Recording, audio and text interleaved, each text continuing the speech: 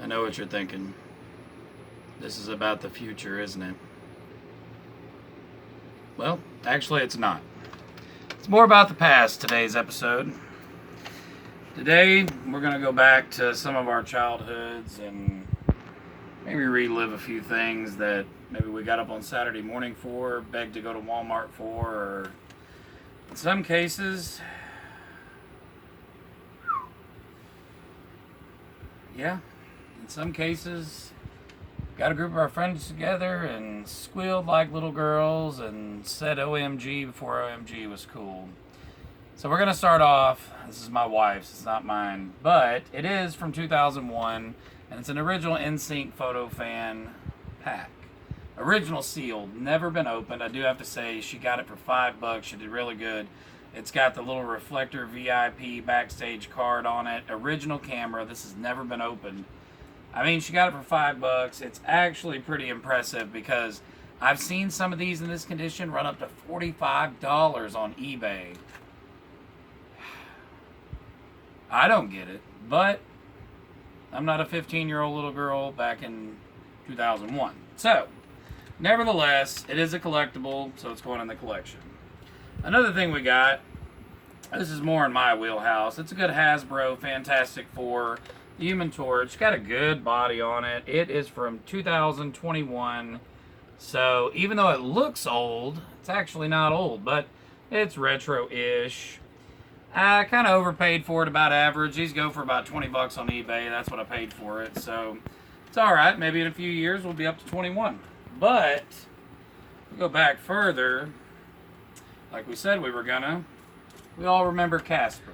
He was the friendly ghost, the friendliest ghost we ever knew. I remember when the Casper movie came out in the 90s. I was a kid. I remember getting it on VHS. This, however, is not from the 90s.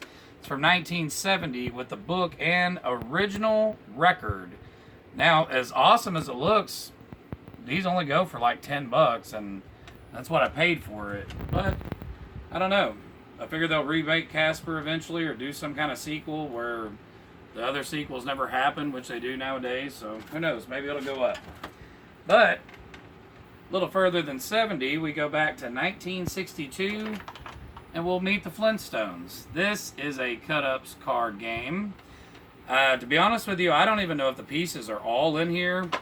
There's some, but it's tied. I've never opened it. I probably won't.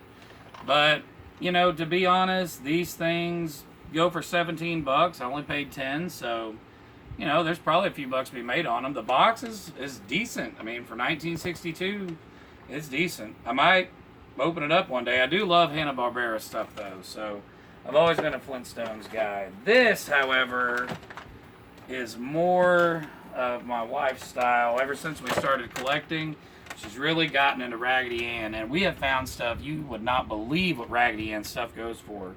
So this is from 1995. This is not that old, but it is a Raggedy Ann paper dolls set, and you can see I mean, they're in there. I mean, they're good. I mean, it looks really good. The paper, you know, even though it's from the 90s, I mean, it's in pretty good condition. I mean, all honesty, I think we paid 10 bucks for this, and I think it goes for about an average of 12. So I don't know. I think something like this will steadily go up in value.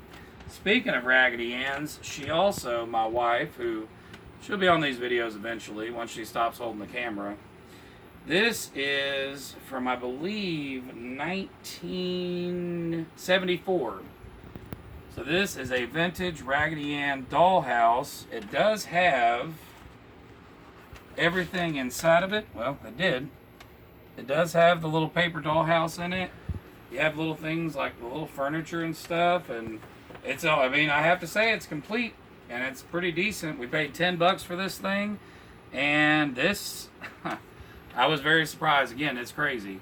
This runs anywhere from upwards of $100. I've even seen some for $120 that are in worse condition and not even complete. So she definitely scored on this. My hat's off to her on that. It's a great find. The box is pretty good too. And then I like to go back to my childhood with Disney, when we actually wore watches. Winnie the Pooh and 101 Dalmatians. Now these, I believe, are, I know they're from the 90s. This is, well, I guess they're both from 1990.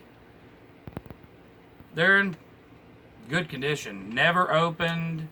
I mean, they're just, you know, early 90s. These are actually really cool.